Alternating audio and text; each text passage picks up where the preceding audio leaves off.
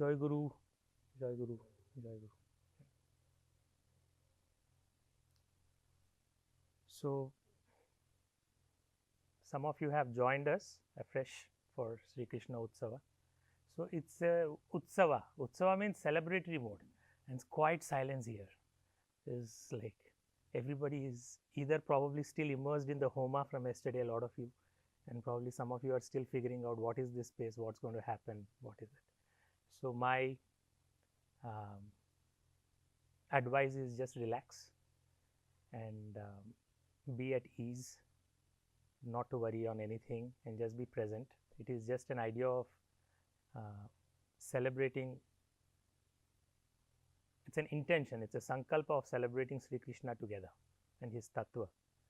So, that is what Ma has envisaged and has given us a beautiful opportunity to gather here, the like-minded souls, and who have inherent proclivity towards things devotional, aspects spiritual, and in whatever measure a bit of a detachment or more severe aversion towards the regular life elsewhere. Each one of us vary in this spectrum, but what brings us and unites us together is love for the divine in whatever forms that we enshrine them in our hearts. That is something that brings us together, and specifically I presume that something or the other as an association you must have had with Sri Krishna, that he must have pulled your strings to bring you here, and that is the faith that I have. Firstly,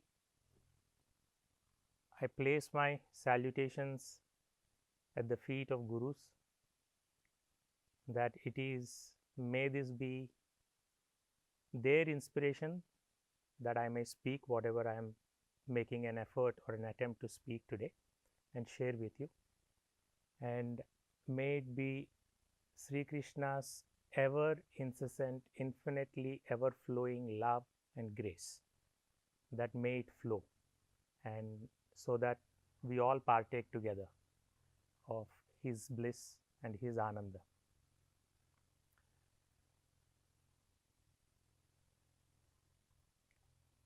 We were, it's an important, in fact, it's a Sri Krishna Utsava like a stream that is flowing, and right now it is, I feel it is at an important curve and a turn right now, the stream, because we have sort of made one part of completion of immersing into Sri Krishna's dhyana through, by doing mantra sadhana through, under the guidance of Sri Rajarshi Nandi, who has spent with us 3 days and helped us through the mantra practice of immersing in Sri Krishna Tattva. And I was wondering how to make this bridge between what has happened so far and what would happen now. But as always, the life teaches us just by observing what has happened so far, that there has been so much discussion about Sri Krishna that has taken place.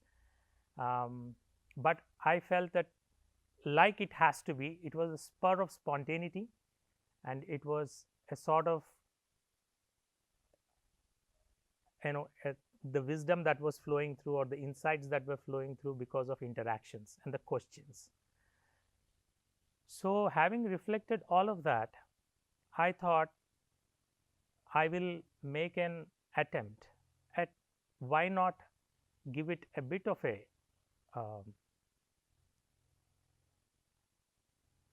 an attempt to step into Sri Krishna's territory, because we can never grasp him, we can never understand him, and a mind that has an ambition to understand him is already flawed, and it only, the ultimate outcome is going to be disappointment if you are trying to do it out of your ego, or finally you realize and you give up your intention of understanding him, then you will land up in a sweet surrender, either one of these places, we are likely to move.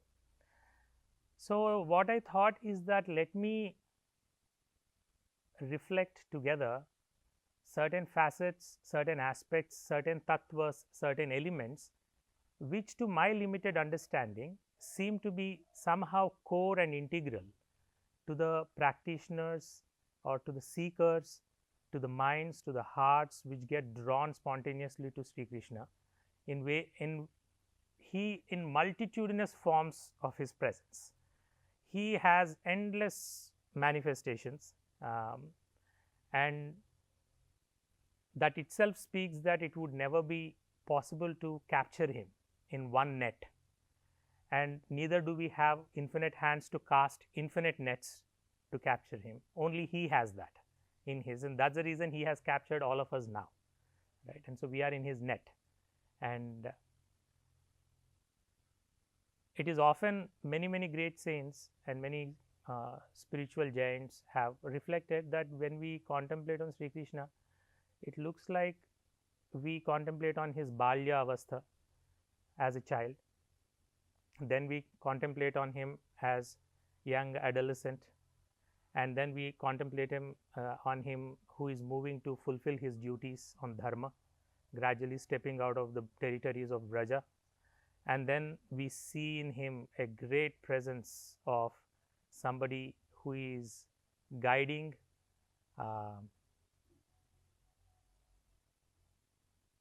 the leaders of those days onto the path of dharma to fulfill their swadharma, and you would see him as a great Yogeshwara Krishna, through Bhagavad Gita. And each one of these, when you look at, it almost looks like one personality does not have a connection with another personality. And if I were to tell anything about myself, I am so and so, I am Ramachandra, I did my education here in Hyderabad, I did my graduate studies elsewhere, and this is how I grew up, and I was always inspired to listen to heavy metal, rock music in my young adolescent days, and then somehow I got influenced by spiritual impressions from Sri Ramakrishna Paramahamsa, Swami Vivekananda. That's what was drew me to spiritual fold, and so I can build a nice cohesive line of thought that this is what it has happened, this is how it has happened, so that you see a contiguity, a sort of a cohesiveness and understanding a personality. When we also read about Sri Krishna's life, oh, he was here, he was born in Mathura, then this happened, then he went to Vraja, then this happened, and then again back to Mathura, and then Dwaraka, all of this has happened. This sort of linear storytelling, you would think that, oh, you have known him, but you would think and you make an effort saying that, okay, now I have got a grasp who he is. But you would end up seeing that when the great saints and sages tried to meditate him, they were getting sucked into one aspect of it. It was impossible for them to catch all of this, and they were also, that's the reason you would have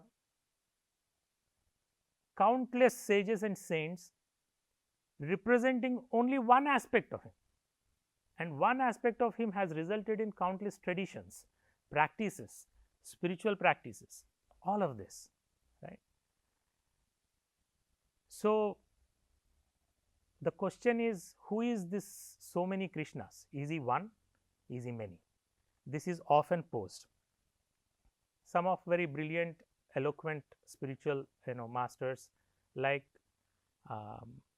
Osho, they have also spoken exactly about this element. They said, oh, who is this Krishna? Is he many or one? And why does he look so different in so many ways?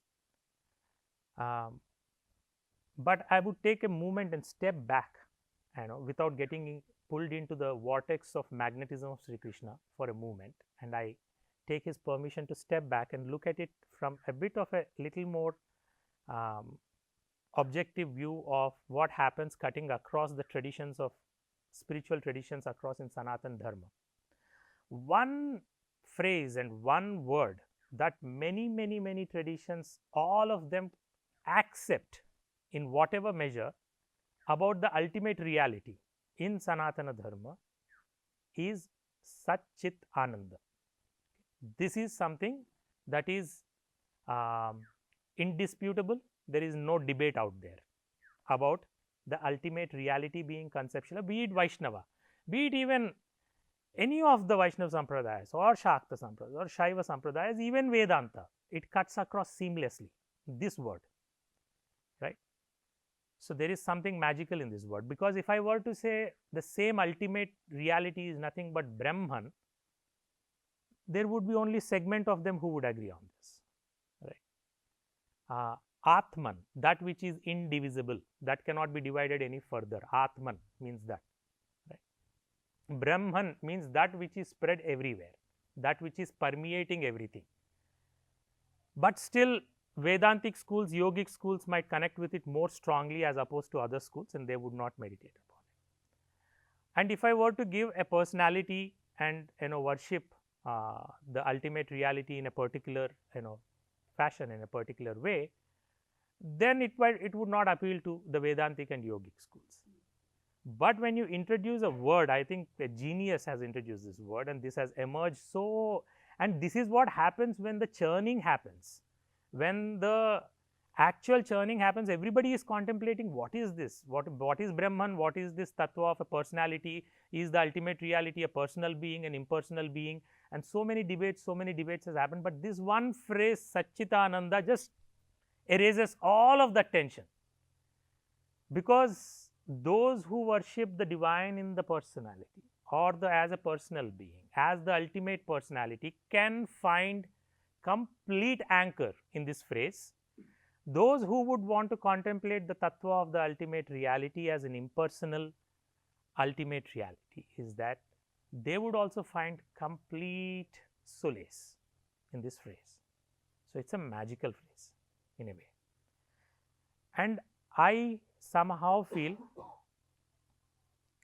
the stories of the great gods, and if we were to understand the tattvas of the great gods, be it Shiva, be it Shakti of countless forms, be it Sri Krishna, be it Vaishnava forms, be it any of this, when you juxtapose their stories and their tattvas with this as the framework of Satchidananda, and if you have the meditative ability, not through your intellectual extrapolation, but through your practice, and you practice and then you anchor yourself on this, then something sort of starts showing up. I am not saying that we will get it, but we will at least not find ourselves in an infinite ocean, moving like a aimless cork on the tides of the spiritual motions that are just taking us somewhere, and we are trying to figure out what is exactly happening with me. What is exactly, okay, I am on spiritual path, so to say. I think I am on spiritual path, I have guru, I have this, so to say, but what is exactly happening? Somehow this phrase has the ability to provide you that base.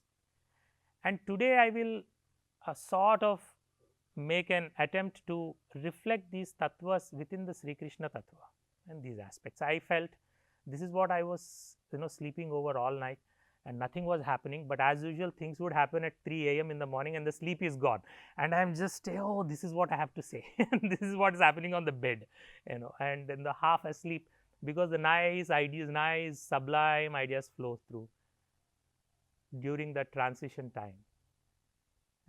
The liminal space opens, and your ego is not there to block, your intellect is too lazy to be active, and your emotional self is more than half asleep, and your physical self is completely rested in just above the shavasana, right. And it is in such a restful state, in a peaceful state.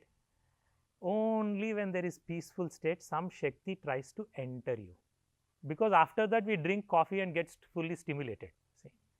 So, then there is no peaceful state for to enter anymore, and so this peaceful state is a brilliantly beautiful blessing for a sadhak.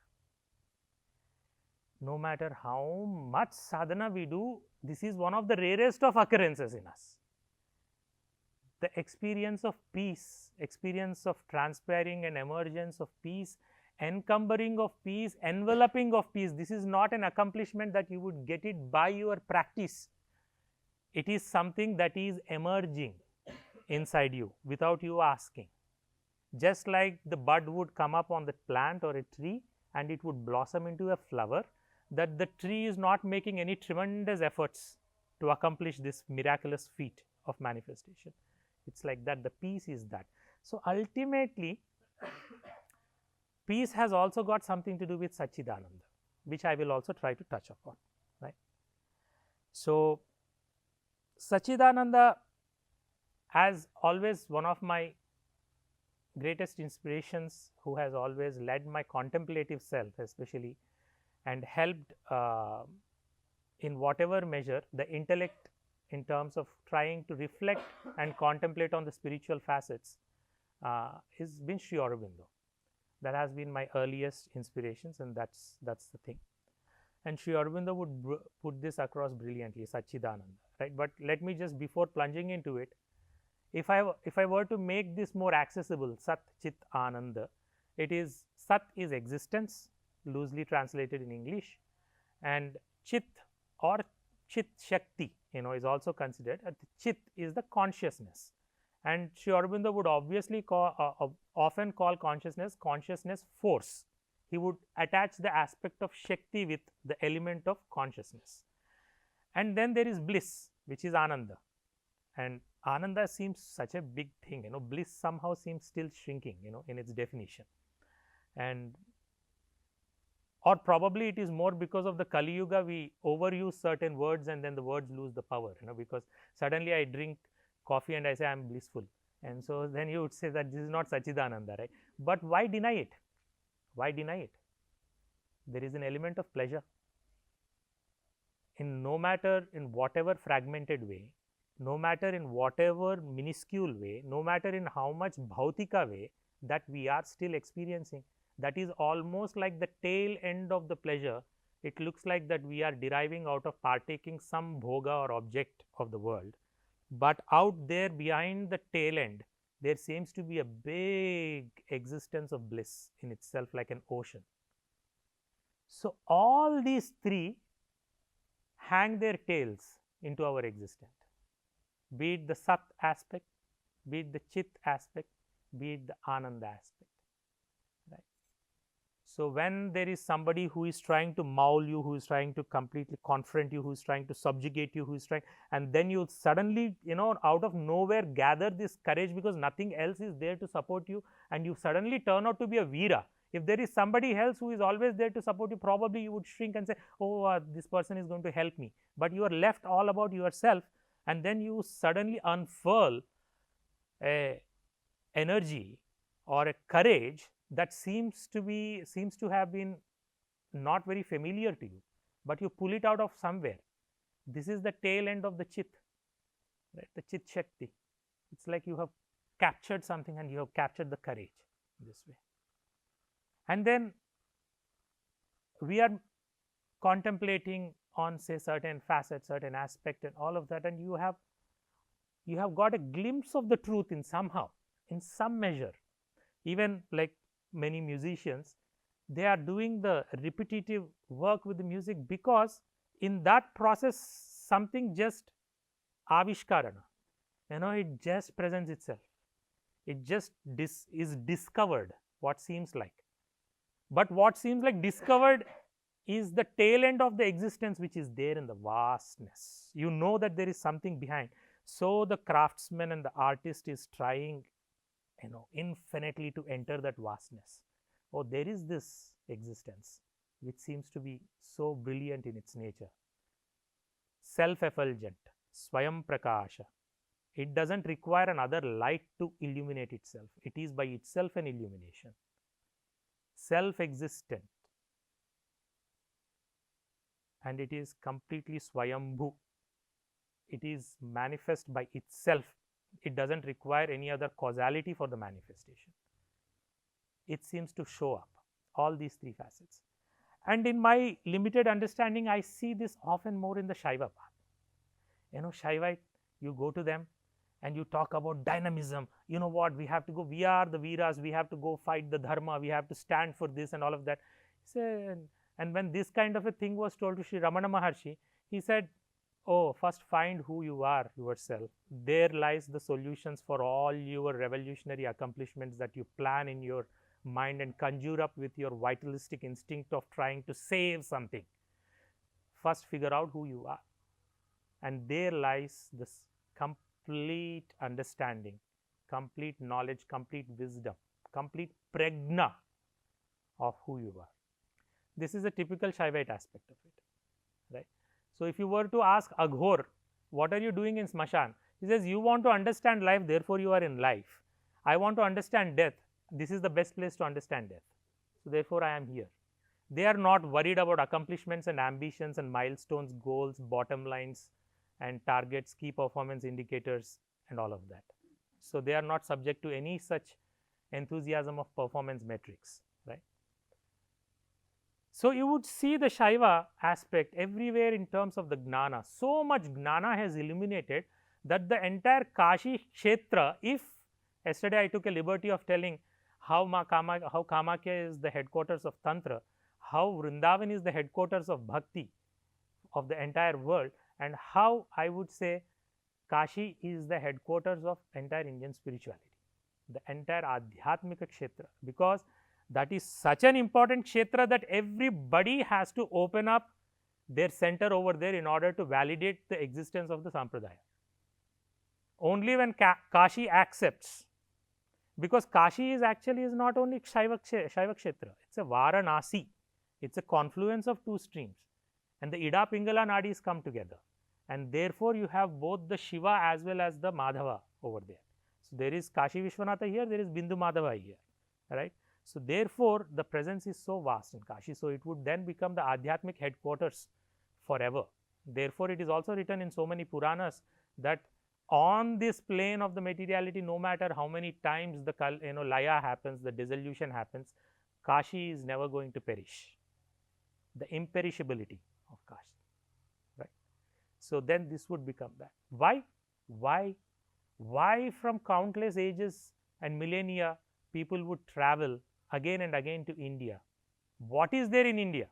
So, what I am saying is the Gnana is what brought people to India. India and Bharata is Gnana Kshetra. This is where the ultimate wisdom has been expounded. So, that is the reason again and again it comes. So, this is the Sat aspect of it. Sat. Chit is Shakta. In Shaktas you would find Chit aspect. The Chit Shakti comes from Ananda Shakti, and the Chit Shakti, and that turns into Gnana Shakti, Kriya Shakti. So, this is how you would have the entire manifestation come out in the Leela between Shiva Shakti, right. So, everything pulsating with energy, every vibration which is there as the spanda is the vibration of the Chit, the consciousness force. You have a thought, but the power of the thought, where is it coming from? You have a note, the power of the note, where is it infused in? You have an imagination, you have a vision, the power of the vision, where is it coming? It is the Chit Shakti, the consciousness force. All that we are asking anybody, are you appreciating this consciously or unconsciously, right? That is what we are asking. Consciousness means more and more vibrant presence with the manifestation, not the withdrawal. You are infusing yourself completely, all your forces into the consciousness. This is what is happening. So, this is the Chit aspect of it. Then comes the beautiful aspect of the Ananda. This Ananda is bliss. All texts, all scriptures across say the whole manifestation, the basis is Ananda, the basis is joy. The basis is joy, and this is an extremely important philosophical demarcation when it comes to so many darshanas that have emerged from the Bharata Bhumi, where if we have completely contemplated vigorously on the aspect of how bad the samsara is, how sorrowful the whole life is, how difficult the existence is, how terrible the living is, so much of this black pill what is called nowadays that we go through, that why obviously when we contemplate it so much, then obviously there is no, you do not need more reasons to get depressed than that, right. Every day you get up and somebody tells you this is a horrible life, human life is so fragmentary, it is so pulled by the light and darkness, there is no light in it, no semblance of purpose in it, nothing in it. This is like completely, it's like some sort of a subconscious self cursing that we indulge in. How would you derive any purpose, rasa, joy out of this kind of a contemplation, right? And then suddenly you are told, you know what, all of this has the basis as joy and ananda. This completely shakes you up. This just wakes you up. What are you saying? I don't see a speck of it. And my some childhood sorrow, somebody slapped me sometimes, that seems to be piling up so very well. And I have derived great pleasure eating an ice cream during the childhood. That pleasure is just absolutely has no chit shakti in it. It doesn't seem to last in my mind realm even for a moment. All the joy seems to be so superfluous, whereas the sorrow seems to be the only substratum that I am living in. What sort of nonsense are you talking about, that all this is based on ananda? All this is based on joy? Therefore, escaping from the cycle of birth and death and escaping or probably attaining some sort of nirvana becomes most logical thing. If this is the sort of the crisis that we are stuck in, we called it tritapa, tapatraya, adi daivika, adi bhautika, adhyatmika. We have always contemplated on the crisis, how it is unfolding in us. So adi daivika, is the crisis which is not in our control. It is happening like a this is a big crisis of earthquake or something like that. Adi bhautika is within in our material plane that we are suffering in many ways, illnesses and various other things. Adhyatmika is, there is this constant existential crisis. What is happening with me? Who am I? What exactly is the purpose of life? This is there. And all of these three are continuously interplaying. That is why when we sing, say, even we look at Krishna and we say Tritapa Nashaka. He is the one who wipes out all three tapas completely. In one stroke, he can remove all of that. The tapatraya is taken out completely. So that is Sri Krishna. Now, Sri Aurobindo says that the manifestation of such Chit Ananda is such an interplay that in all of manifestation and creativity, these three are present in some measure, in calibration or the other. Each one predominates and two others subside and play a background role. That is what is happening all the time. In some aspects, when I am drinking coffee, the pleasure comes out, and the sat and the chit aspect has taken a background, because I am completely aswadana, rasaswadana, right? I am partaking the bliss and the pleasure. But when I look at the materiality, it seems like just a dumb inert matter absolutely existing by itself. There is no chit and there is no ananda in it anymore. So the other two facets have taken the backstreet, and here only the existence in its jada is there, in the inert aspects. Right? Similarly, when the dynamism is so much and you are going for a battle war, and there you are talking to the warrior, ananda, sat, the gnana, it's like I am fighting the warrior here, and I have to take my, if I think about those two, my head is gone next moment. There has to be dynamism. The chit aspect dominates. So if you actually observe, these three facets always talk. Then Sri Aurobindo calls Sri Krishna as the Ananda Lilamaya Purusha. Says Sri Krishna is the complete embodiment of Ananda, bliss and bliss alone. The other two facets take a back seat in him. He is the source of Ananda. He is source of Ananda, which has agreed to be manifesting in the Bhautika world. Take physical flesh and blood. It's not possible for all, all deities are not so happy to come into the flesh and blood. We can read about the Puranas and scriptures. Everything is at the ethereal level. It is at a transcendental level. But here is Sri Krishna with all his bliss completely enveloped in the materiality, infusing sweetness with his very touch and his presence. This Ananda Lilamaya Purusha. That is Sri Krishna. So the Ananda Tattva, I was trying to arrive at this. This is what is Sri Krishna. But you would see, exactly because he has taken the material role, you would see at various times and various phases of his life, he beautifully emphasizes Sat Chit Ananda aspect as and when it is needed. Because at the same time, Sri Krishna is not somebody where you can say he is only Ananda, he cannot do this anymore, right? Because at least when we look at Sri Chaitanya Mahaprabhu, we can necessarily say he is full of madhuryata only. If you go and talk to him ideologies, politics and all of that, his head will ache, he is not interested. You would not associate with all of that. But a facet of Sri Krishna can take a look at all of this. Oh, okay, let me be a statesman now. Let Ananda aspect take a back seat. Let the dharma stand in front. Let me understand what needs to be done. That's why he is the Purna Avatara, is considered. The Purnatvam of Sri Krishna is the completion and the completed facetedness, and the all facetedness of Sri Krishna, multifacetedness of Sri Krishna is embedded in this. But you would see,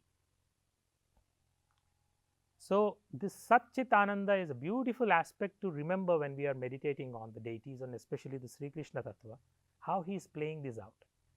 Yet another way I would probably put across for your consideration is to understand that Sri Krishna, out of the 9 planets, Sri Krishna is considered as moon, Sri Rama is considered as sun, and our life is basically the play of these two primarily. Sun is the Aham Tattva, the Atman, ever shining. There is no depletion in its, there is no phases for the sun, understand? It's east, west, coming back again. It is already in east somewhere else and west somewhere else. It is never depleting, it is forever self-effulgent, forever it is there, it is moving like that. We have in us what is the ultimate basis is the Atman, right? The Atma Tattva is ever shining, ever present that way.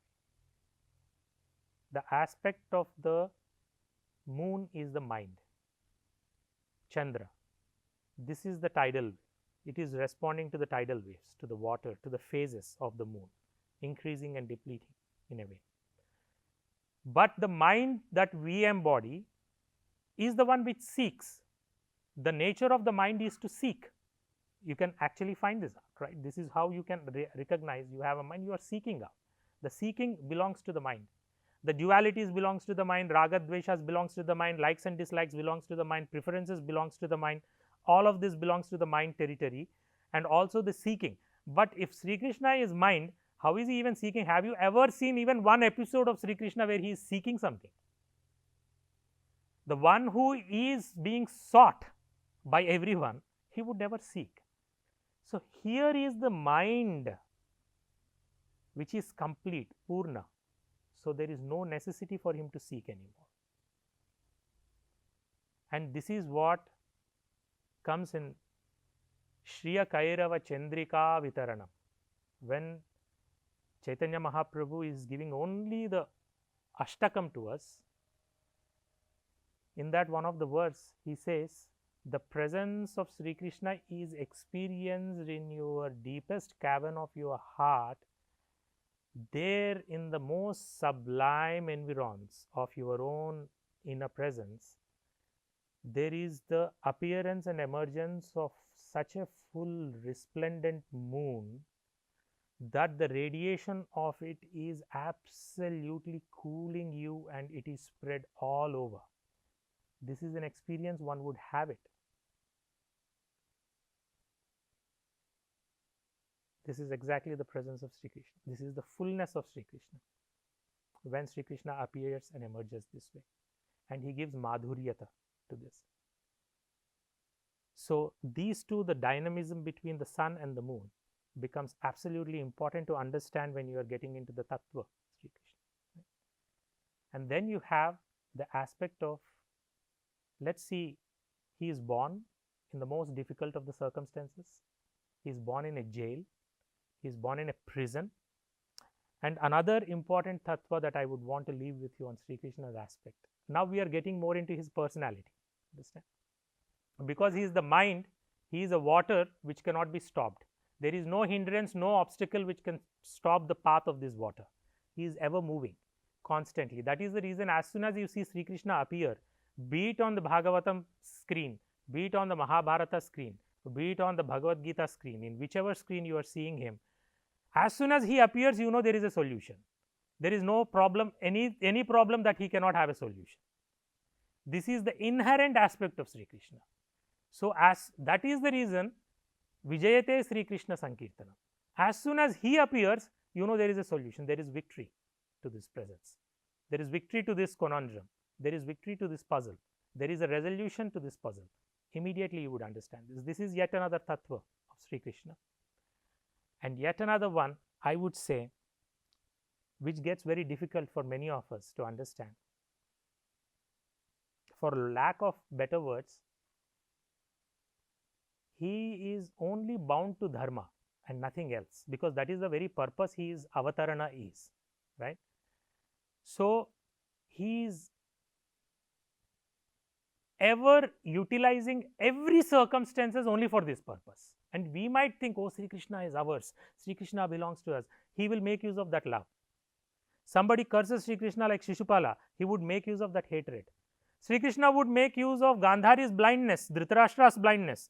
Sri Krishna would make use of Duryodhana's shy, his reticence.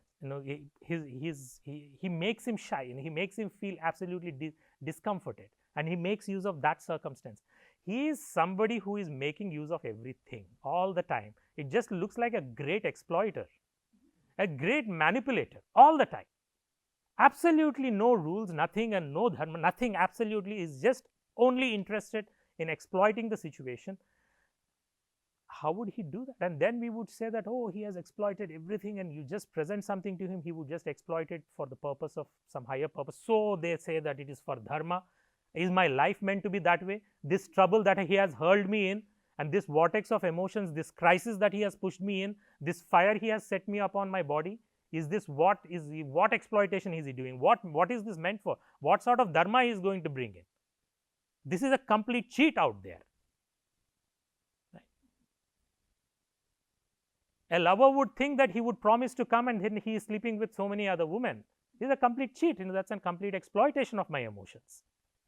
You try to bring this up in the current day world, this kind of a discourse, you would have 1,000 people standing up in the war, that how can you say this can be considered as a beautiful mystical experience? This is a complete exploitation. Right? When this sort of what an exploiter of a highest level of quality of this one. But then you would see he has exploited his own circumstances too. He has not applied this measure only to you and to me and to everybody else with him. He has taken birth in prison. He exploited that circumstance. He made use of that karmic instance and he made something really big out of it. And then he is traveling. He has astrologically what is called as Bala Arishta Yoga.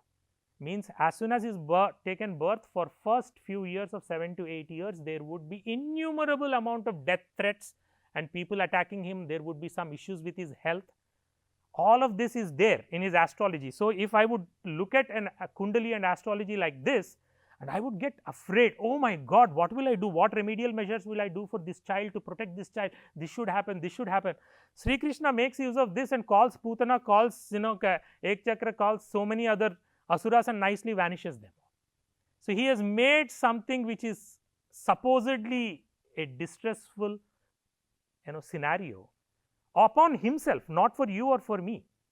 The health crisis and the prana crisis is to whom? To Sri Krishna, and he has turned that into a matter of victory, right?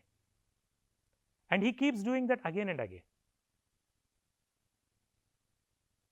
So, is he an exploiter? He is so non-attached or so detached even to himself, so much that he creates a circumstances of Gandhari's curse unto him so that he can vanish whole Yadukula. So, he knows these big line drawings of karma more than anything else. This is the Purnatva of the mind, complete Purnatva of the mind.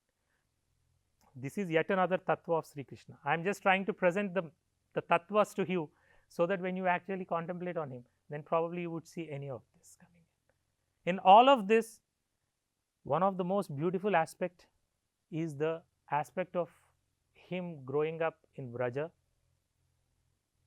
And when we are contemplating on a great God or great being like Sri Krishna, who is such an ultimate reality, that he is such a Purnatva, what we have touched upon, various tattvas, would help us, but it is also important to understand what is his abode, where does he reside. This gives us insight into it.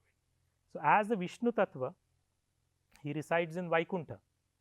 Vaikuntha, it is said that first, Vaikuntha is, the nature of Vaikuntha is in the second canto of Srimad Bhagavat Puran. It is mentioned as it is something that is above Satyaloka. So, we usually have the Satyaloka as the in the ontological order. Satyaloka is very high. So, Vaikuntha is even higher. Probably for many Sri Vaishnava sects, this is the ultimate abode, Vaikuntha. And this is where Sri Mahavishnu resides with Lakshmi. And here the primacy of Tulasi is also there, because Tulasi is considered as embodiment of Lakshmi in a way, the story. Vaikuntha is place where the glories of the Lord are sung by the bees, and the other noisy birds remain silent, so that they can also listen to this glory all the time. So, that is Vaikuntha. And Vaikuntha means etymologically the place where there is no more anxiety. Vaikuntha means no anxiety anymore. So, that is the place of Shanti, and this you should correlate with the dhyana shloka that you Shantakaram bhujagasayanam padmanabham suresham Vishwadharam gagana sadrusham meghavarnam shubhangam Lakshmi kantam kamalanayanam yogibhir dhyana gamyam Vande Vishnum bhavabhayaharam sarvalokaikanatham. No anxiety means peace. This is the base. He is the Shantakara, the embodiment of peace. What is he? If he is embodiment of peace, he is Yogibhir Dhyana Gamyam. Yogis are meditating, whose meditation's destination is this peace. That is what he is. He is the one who can bestow upon you unfathomable amount of peace. So, this is Vaikuntha for you. But in Vraja, they would consider Goloka even higher than Vaikuntha.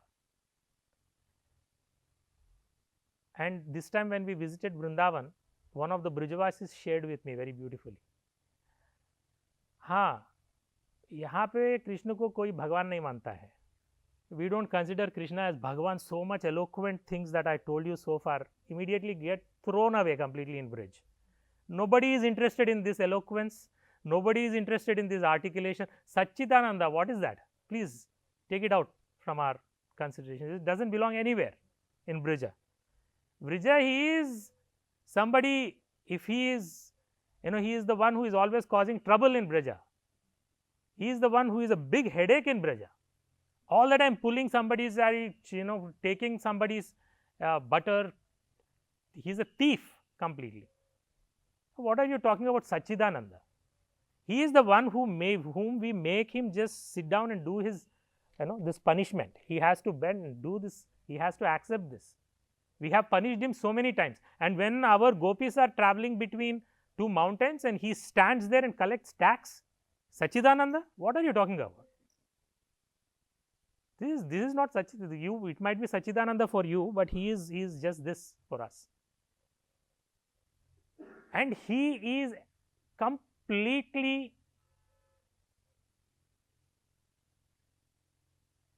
stolen Sri Radharani's heart. Okay.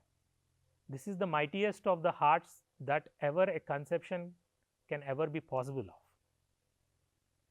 Because her heart is filled with infinite love for Sri Krishna. He has stolen that heart.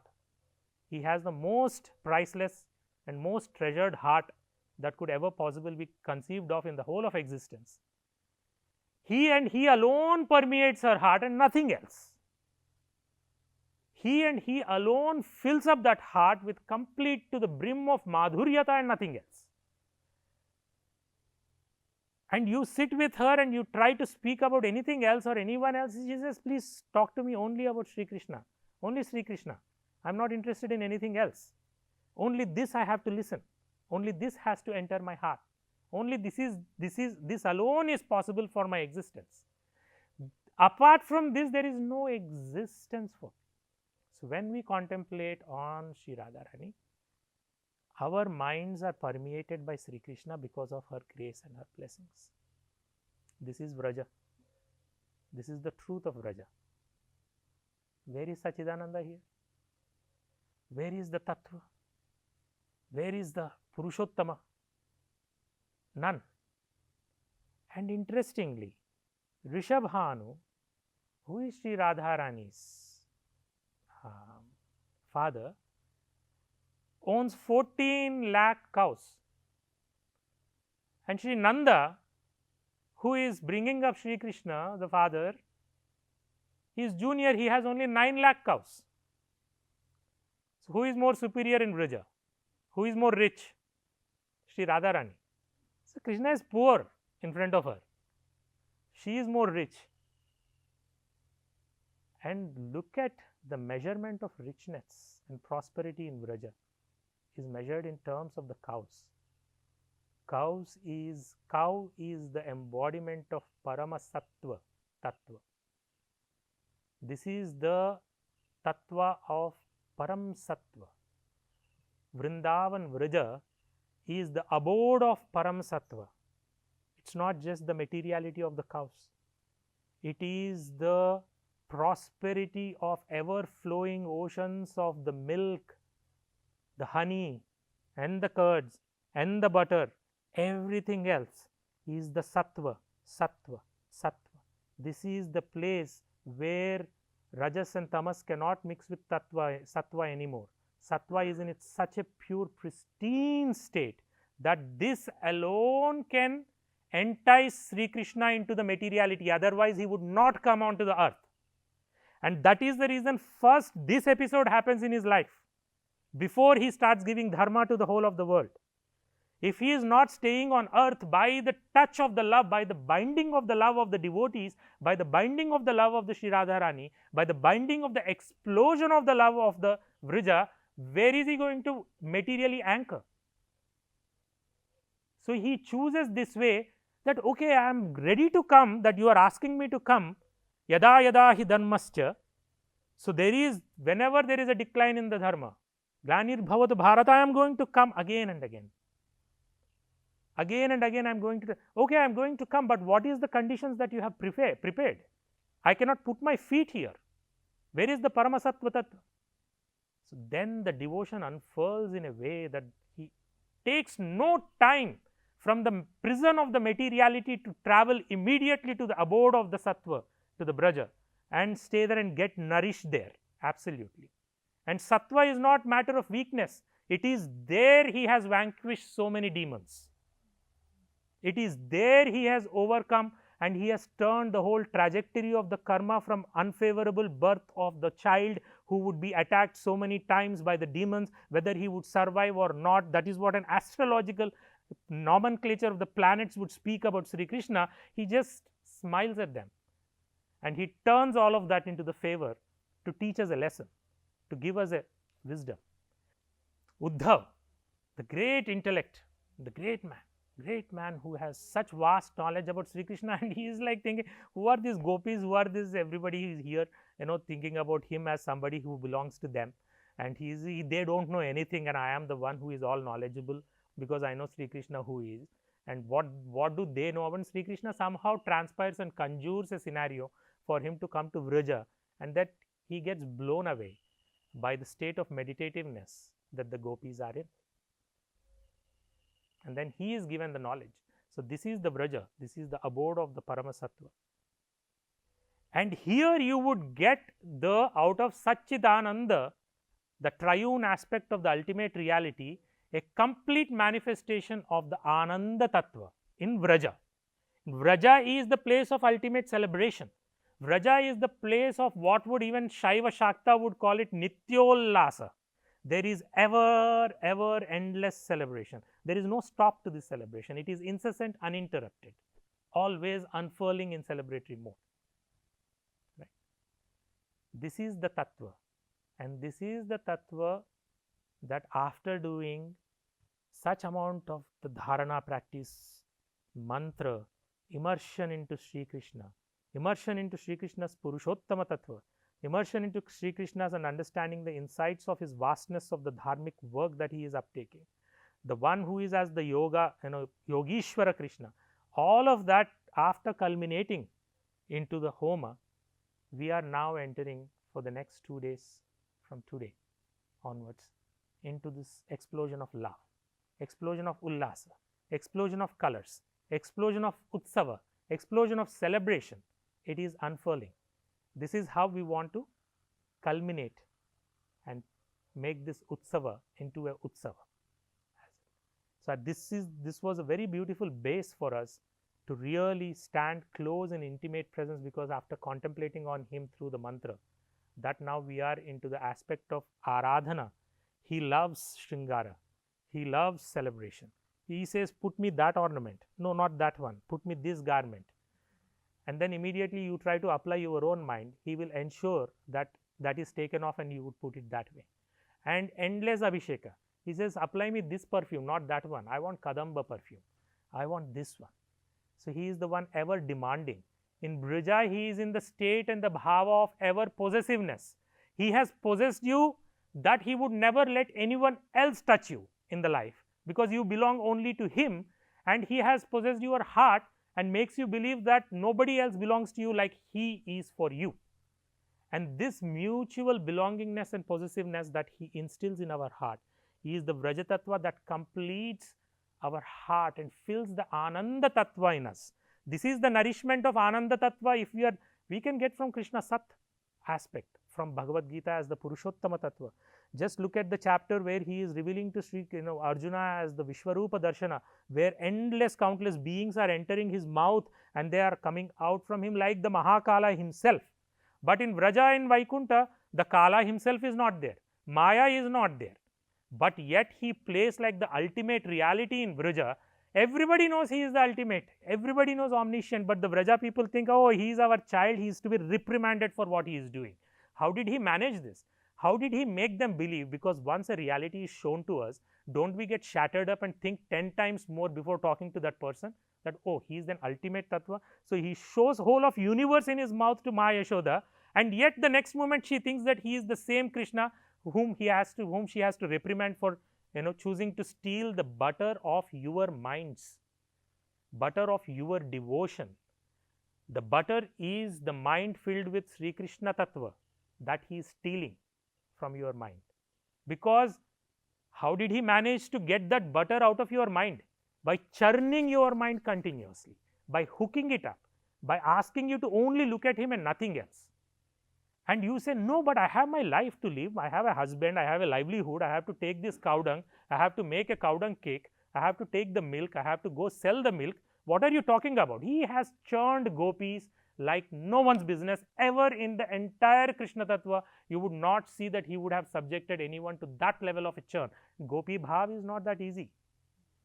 If you do not have the tenacity of this mind to give yourself despite the infinite pulls from the strings of the life, yet you say that resolve that no, Krishna, this mind is meant for you. I am incapable of giving this to you, but yet you please take this and pull it and make it yours completely. This is the Gopi Tattva that the gopis tell even Shiva as the Param Vaishnava when he arrives. So please go take a dip in the tears of Sri Radharani in Manas Sarovar and then come for the darshan of the Leela. And as a Param Vaishnava, Shiva does it. Absolutely. And who is then Sri Krishna's Ishta Devata? It is Shiva. And later on, he does a Rudropasana. And he teaches the world. Just imagine, there is a description in the Purana of Sri Krishna applying the bhasma and doing the worship of Shiva. What a vision that is. And he does the Rudropasana as the Ishta Devata, and then Arjuna says, what is the need for you to do all of this? I am setting an example of how we should live in Dharma. This is the mutual reciprocity of this. So in Vrujatattva, even Shiva will have to take up and say, my mind, which is Shiva's mind. Shiva's mind, he says that, belongs to Sri Krishna. Only then he shows in Vraja, which is Goloka, there is yet another most beautiful, sublime space of eternal Rasa Leela, which is the Nitya Brindavana. This is where Sri Krishna invites us. And in the immersion of this Tattva, we plunge into the festival of colors today and tomorrow. This is the full moon, full blossomed moon, the radiant moon of Sri Krishna.